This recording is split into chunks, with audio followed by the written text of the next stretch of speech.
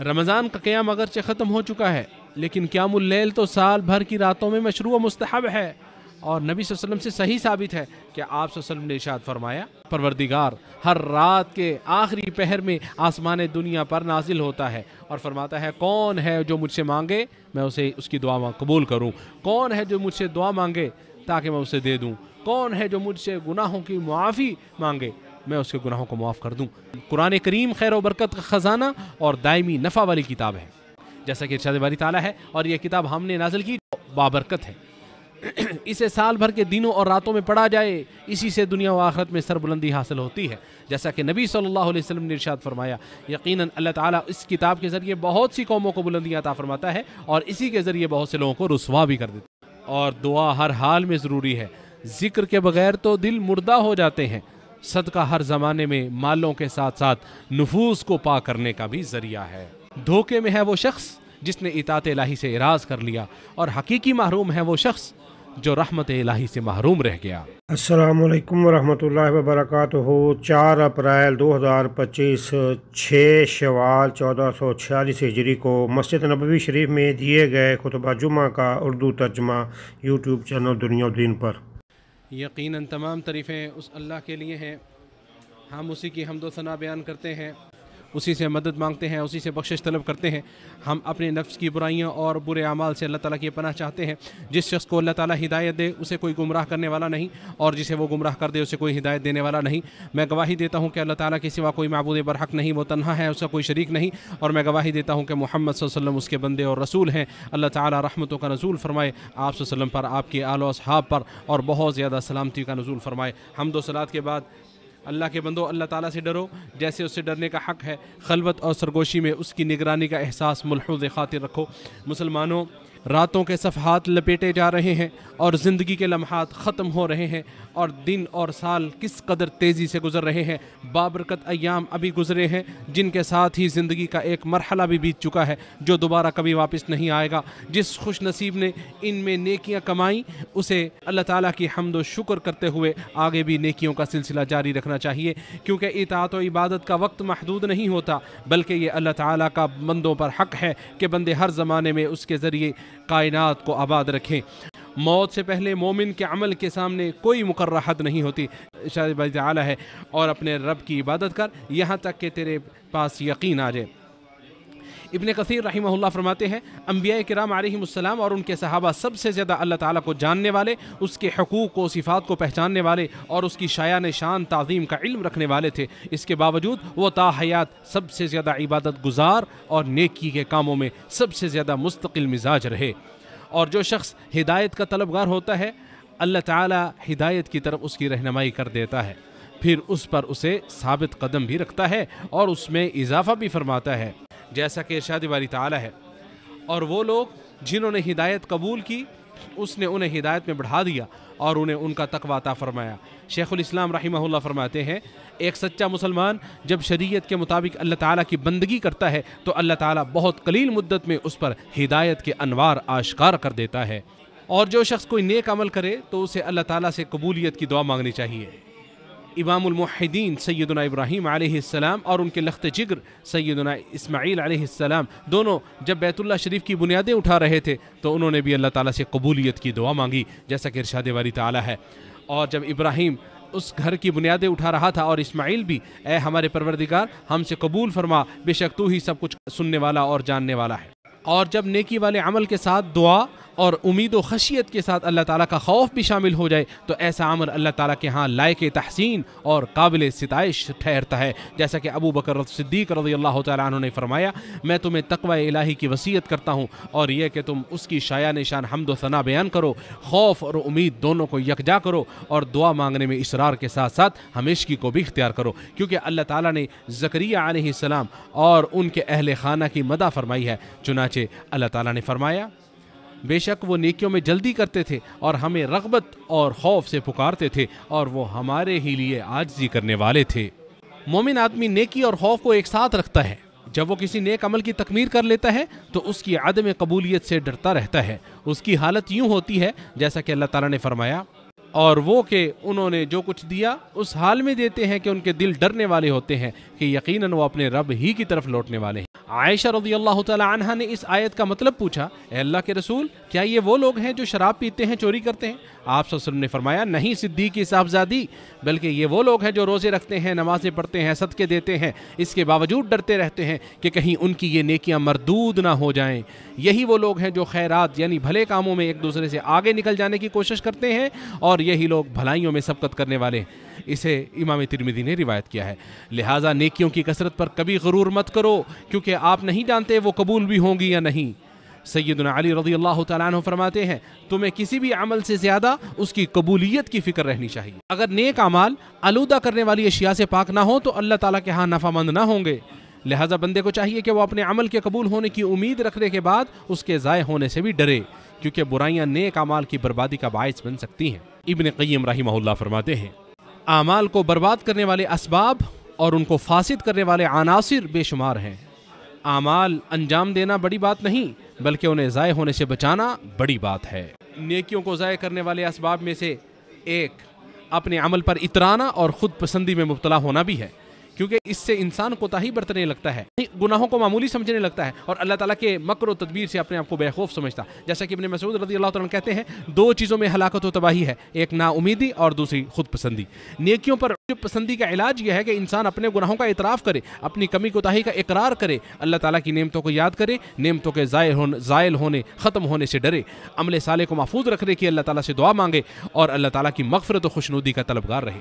انسان کو جلوت و خلوت میں تقوی الہی اختیار کرنے کا حکم دیا گیا ہے، اور تقوی میں کبھی کبھار کمی کوتاہی بھی سرزد ہو جاتی ہے، تو اسی لیے اسے گناہ کے بعد نیکی کا حکم دیا گیا ہے جو گناہوں کو مٹا دے۔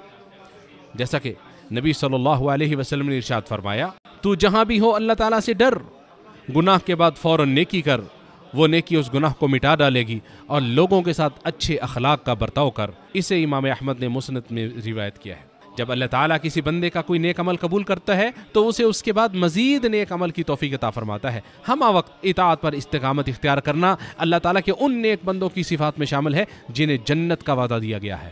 ارشاد باری تعالیٰ ہے، بے شک وہ لوگ جنہوں نے کہا ہمارا پروردگار اللہ ہے، پھر خوب قائم رہے، ان پر فرشتے اترتے ہیں کہ نہ ڈرو اور نہ غم کرو، اور اس جنت سے خوش ہو جاؤ جس کا تمہیں وعدہ دیا گیا ہے۔ عبادت کے ہر موسم کے بعد اللہ تعالیٰ کو نیک اعمال کر کے دکھاؤ، اللہ تعالیٰ سے ہدایت کے ساتھ اس پر ثابت قدمی بھی مانگو، ثابت قدمی کی دعا کرو۔ جیسا کہ شیخ الاسلام رحمہ اللہ نے فرمایا، تمام دعاؤں میں سے اصل اور افضل دعا یہ ہے، اہدنا الصراط المستقیم صراط الذین انعمت علیہم غیر المغضوب علیہم ولا الضالین۔ اے اللہ ہمیں سیدھا راستہ دکھا، ہمیں سیدھے راستے پہ چلا، ان لوگوں کے راستے پر جن پر تم نے انعام کیا، جن پر نہ غصہ کیا گیا اور نہ وہ گمراہ ہیں۔ یہ سب سے افضل دعا ہے، مخلوق کو یہ دعا لازمی کرنی چاہیے، کیونکہ یہ بندے کے دین، دنیا اور آخرت کی صلاح و کامیابی کو اپنے اندر سموئے ہوئے ہے۔ اللہ سبحانہ و تعالیٰ سے نیک اعمال پر قائم رہنے کے لیے بھی مدد مانگو، جیسا کہ نبی صلی اللہ علیہ وسلم نے معاذ رضی اللہ تعالیٰ عنہ کو ہر نماز کے آخر میں یہ دعا سکھلائی، اللہم اعنی علی ذکرک و شکرک و حسن عبادتک، اے اللہ اپنے ذکر، شکر اور اچھی عبادت پر میری مدد فرما۔ اسے امام احمد نے روایت کیا ہے۔ نیکی میں اکتاہٹ، بے رغبتی اور عدم تسلسل سے بچو، کیونکہ اللہ تعالیٰ اس وقت تک تم سے نہیں اکتاتا جب تک تم خود نہ اکتا جاؤ۔ سب سے بہتر اور اللہ کے ہاں محبوب ترین عمل وہ ہے جس پر ہمیشگی کی جائے گرچہ وہ کم ہو۔ آپ صلی اللہ علیہ وسلم نے ارشاد فرمایا، اللہ تعالیٰ کے نزدیک پسندیدہ عمل وہ ہے جس میں ہمیشگی برتی جائے اگرچہ وہ کم ہو۔ اسے وہ بخاری و مسلم نے روایت کیا ہے۔ اور نبی صلی اللہ علیہ وسلم نے اس شخص کے عمل کو معیوب قرار دیا جو نیکی کرنے کے بعد اس میں کوتاہی کرنے لگتا ہے، جیسا کہ آپ صلی اللہ علیہ وسلم نے عبداللہ بن عمر بن عاص رضی اللہ تعالیٰ عنہ کو مخاطب کر کے فرمایا، اے عبداللہ تو فلاں شخص کی طرح نہ ہو جانا، وہ قیام اللیل کرتا تھا پھر اس نے چھوڑ دیا۔ اسے بخاری و مسلم نے روایت کیا ہے۔ نووی رحمہ اللہ فرماتے ہیں، تھوڑا مگر مسلسل عمل زیادہ مگر غیر مستقل عمل سے بہتر ہے، کیونکہ مسلسل کیے جانے والے معمولی عمل سے اطاعت، ذکر، مراقبہ الہی کا احساس، نیت، اخلاص اور خالق کائنات کی طرف توجہ ہمیشہ قائم رہتی ہے، اور ایسا قلیل مگر مسلسل عمل کثیر مگر منقطع عمل سے کئی گنا زیادہ نفع مند اور ثمر آور ہوتا ہے۔ ہر ایسا وقت انسان کے لیے روز قیامت باعث خسارہ ہوگا جو اطاعت الہیہ سے خالی گزرا ہو، اور ہر وہ لمحہ حسرت و ندامت کا باعث ہوگا جسے انسان نے اللہ کے ذکر سے غفلت میں گزارا ہوگا۔ اعمال میں کمی کوتاہی کرنے والے کے درمیان اور توبہ کے درمیان موت کے سوا کوئی چیز رکاوٹ نہیں ہے۔ آپ صلی اللہ علیہ وسلم نے ارشاد فرمایا، یقیناً اللہ تعالیٰ اپنے بندے کی توبہ اس وقت تک قبول کرتا ہے جب تک جان کنی کا وقت نہ آ جائے۔ اسے امام احمد نے روایت کیا ہے۔ مسلمانوں، بعد ازاں گزارش ہے کہ یہ راتیں اور یہ دن تمہارے اعمال کے خزانے ہیں جو روز قیامت انسان کے کام آئیں گے، جیسا کہ اللہ سبحانہ و تعالیٰ نے ارشاد فرمایا، وہ دن آنے والا ہے جب ہر شخص اپنے اعمال کو اپنے سامنے موجود دیکھ لے گا۔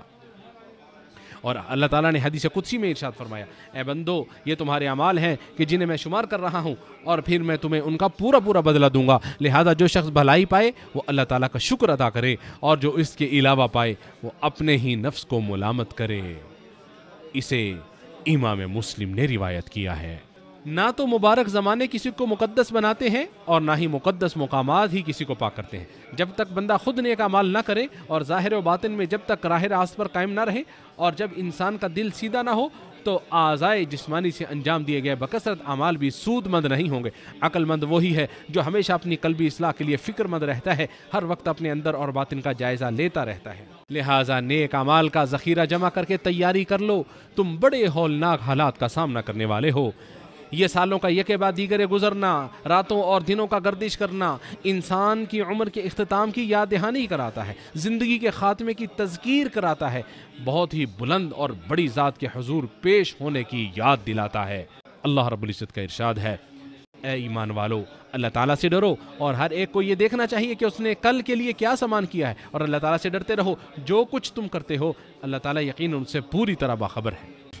اللہ تعالیٰ میرے اور آپ کے لیے قرآن عظیم کو باعث برکت بنائے، اس کی آیات اور ذکر حکیم سے مجھے اور آپ کو نفع پہنچائے۔ میں اسی پر اپنی بات مکمل کرتا ہوں۔ عظمت والے اللہ سے اپنے لیے اور آپ سب کے لیے استغفار کرتا ہوں، تم سب بھی اس سے استغفار کرو، یقیناً وہ بہت بخشنے والا نہایت مہربان ہے۔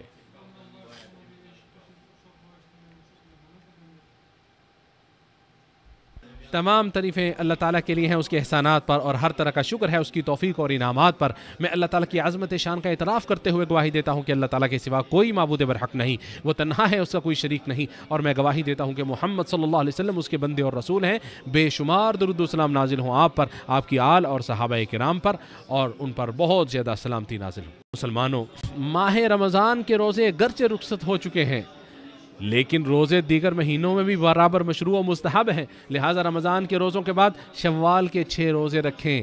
رسول اللہ صلی اللہ علیہ وسلم نے ارشاد فرمایا، جس نے رمضان کے روزے رکھے پھر شوال کے 6 روزے رکھے تو گویا اس نے زمانے بھر کے روزے رکھے۔ اسے امام مسلم نے روایت کیا، یعنی سال بھر کے روزوں کا ثواب ملتا ہے، کیونکہ ایک نیکی 10 نیکیوں کے برابر ہے۔ تو ایک رمضان 10 مہینوں کے برابر ہوا، اور 6 روزے 2 مہینوں کے روزوں کے برابر ہوئے۔ نبی صلی اللہ علیہ وسلم نے سوموار اور جمعرات کے روزوں کو بھی مشروع و مستحب قرار دیا ہے۔ آپ صلی اللہ علیہ وسلم نے ارشاد فرمایا، یہ 2 دن ایسے ہیں جن میں رب العالمین کے حضور اعمال پیش کیے جاتے ہیں، اور میں چاہتا ہوں میرے اعمال جب پیش کیے جائیں تو میں حالت روزے میں ہوں۔ اسے امام احمد نے روایت کیا ہے۔ آپ صلی اللہ علیہ وسلم نے ابو ہریرہ رضی اللہ تعالیٰ عنہ کو ہر مہینے 3 روزے رکھنے کی وصیت فرمائی تھی۔ آپ نے فرمایا، صبر کے مہینے یعنی رمضان کے روزے اور ہر مہینے 3 روزے رکھنا سال بھر کے روزوں کی طرح ہے۔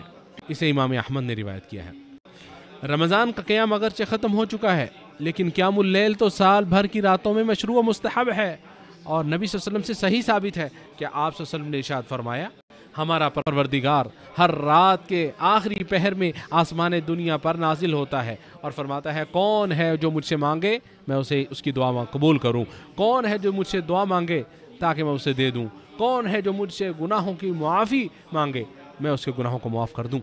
اسے بخاری و مسلم نے روایت کیا ہے۔ قرآن کریم خیر و برکت کا خزانہ اور دائمی نفع والی کتاب ہے، جیسا کہ ارشاد باری تعالیٰ ہے، اور یہ کتاب ہم نے نازل کی جو بابرکت ہے۔ اسے سال بھر کے دنوں اور راتوں میں پڑھا جائے، اسی سے دنیا و آخرت میں سربلندی حاصل ہوتی ہے، جیسا کہ نبی صلی اللہ علیہ وسلم نے ارشاد فرمایا، یقیناً اللہ تعالیٰ اس کتاب کے ذریعے بہت سی قوموں کو بلندی عطا فرماتا ہے، اور اسی کے ذریعے بہت سے لوگوں کو رسوا بھی کر دیتا ہے۔ اسے مسلم نے روایت کیا ہے۔ اور دعا ہر حال میں ضروری ہے، ذکر کے بغیر تو دل مردہ ہو جاتے ہیں۔ صدقہ ہر زمانے میں مالوں کے ساتھ ساتھ نفوس کو پاک کرنے کا بھی ذریعہ ہے۔ جب خیر کا دروازہ کھلا ہو تو اس کی طرف جلدی کرنی چاہیے۔ کیونکہ دروازے ہمیشہ کھلے نہیں رہتے. دھوکے میں ہے وہ شخص جس نے اطاعت الہی سے اعراض کر لیا، اور حقیقی محروم ہے وہ شخص جو رحمت الہی سے محروم رہ گیا. پھر جان لیجئے اللہ تعالیٰ نے آپ سب کو اپنے نبی پر درود و سلام بھیجنے کا حکم دیا ہے. ارشاد باری تعالیٰ ہے، اللہ تعالیٰ اور اس کے فرشتے نبی صلی اللہ علیہ وسلم پر درود بھیجتے ہیں. اے ایمان والو تم بھی ان پر درود بھیجو اور خوب سلام بھی بھیجتے رہا کرو. اے اللہ ہمارے نبی محمد صلی اللہ علیہ وسلم پر درود و سلام اور برکتیں نازل فرما. اے اللہ خلفائے راشدین ابو بکر، عمر، عثمان و علی رضی اللہ عنہم سے راضی ہو جا، جنہوں نے حق و انصاف کے ساتھ فیصلے کیے، بلکہ تمام صحابہ اکرام سے راضی ہو جا، اور اپنے جود و کرم کی بارش کرتے ہوئے ان کے ساتھ ساتھ ہم سبھی راضی ہو جا. اے سب سے زیادہ فضل و کرم کرنے والے، اے اللہ اسلام اور مسلمانوں کو عزت و غلبہ عطا فرما، شرک اور مشرکین کو ذلیل و رسوا فرما، دشمنان دین کو تہس نہس کر دے. اے اللہ اس ملک اور تمام اسلامی ممالک کو امن و امان اور خوشحالی کا گہوارہ بنا دے. اے اللہ ہمارے امام اور ان کے ولی عہد کو اپنے پسندیدہ امور کی توفیق عطا فرما، نیکی و تقوی کے کاموں پر لگا دے اور ان کے ذریعے اسلام اور مسلمانوں کو فائدہ پہنچا.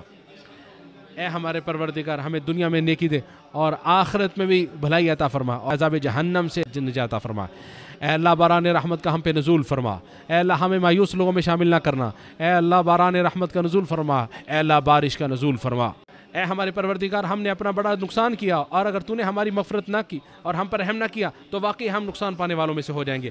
اللہ کے بندو، اللہ تعالی عدل کا، بھلائی کا، قرابت داروں کو مالی تعاون دینے کا حکم دیتا ہے، بے حیائی کے کاموں، ناشائستہ حرکتوں اور ظلم و زیادتی سے روکتا ہے. وہ تمہیں خود نصیحت کر رہا ہے، تم نصیحت حاصل کرو. وہ اللہ جو عظمت اور جلال والا ہے اسے یاد کرو، وہ تمہیں یاد کرے گا. اس کی نعمتوں پر اس کا شکر ادا کرو، وہ تمہیں اور زیادہ ادا کرے گا. بے شک اللہ تعالیٰ کا ذکر بڑی چیز ہے، جو کچھ تم کر رہے ہو اللہ تعالیٰ اس سے باخبر ہے. مسجد نبوی شریف کے خطبہ جمعہ کا اردو ترجمہ آپ نے یوٹیوب چینل دنیا و دین پر سماعت کیا. خطیب تھے فضیلت الشیخ عبد المحسن القاسم حافظہ اللہ. مترجم ابو محمد عطاء بن عبد المجید. ویڈیو ترتیب ابو فراز محمد ایوب ارائیں قصوری.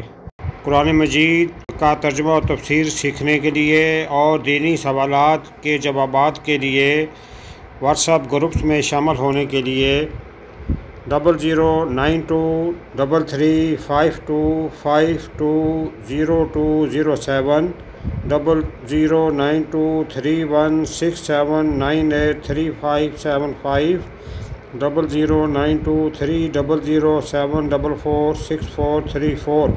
قرآن سمجھیں، قرآن سمجھائیں، دوسروں کو بھی قرآن سمجھنے کی دعوت دیں. نبی کریم صلی اللہ علیہ وسلم کی پیاری دعائیں، اذکار، نماز ترجمہ سے سمجھ کر پڑھیں، یاد کریں، دوسروں کو بھی یاد کرنے کی دعوت دیں، تاکہ اللہ تبارک و تعالی ہم سب کی دنیا و آخرت دونوں اچھی کر دے.